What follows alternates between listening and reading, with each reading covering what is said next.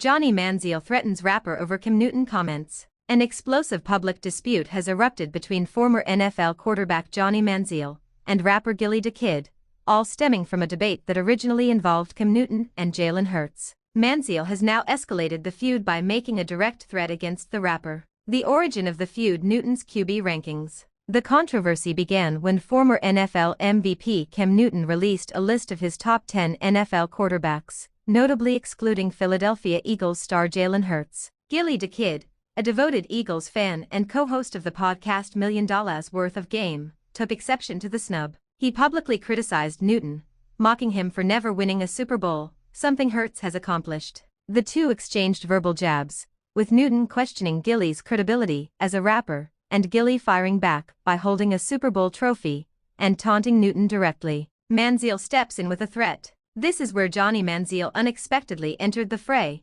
coming to Newton's defense. In a series of expletive-filled social media posts, Manziel lashed out at Gillie, calling him the biggest fucking loser on the planet. Manziel also threatened to slap the fuck out of Gillie if they ever meet in person, adding an aggressive new dimension to the online beef. The former Heisman Trophy winner's comments were a sudden and fiery defense of a fellow former quarterback, and they quickly went viral. Gillie's response and Manziel's past. Gillie has since responded to Manziel's threat in a video that mocks Manziel's past. In a comedic and pointed video, Gillie can be seen with a white substance around his nose, implying that Manziel's comments were made while under the influence. He also made fun of Manziel's short and turbulent NFL career, saying he was in the league for 2 weeks and questioning what Manziel had ever accomplished on a football field. Gillie even suggested that if Manziel tried to slap him, he would end up in the hospital for days. While Newton and Gillie's initial dispute was about football, Manziel's involvement has turned it into a more personal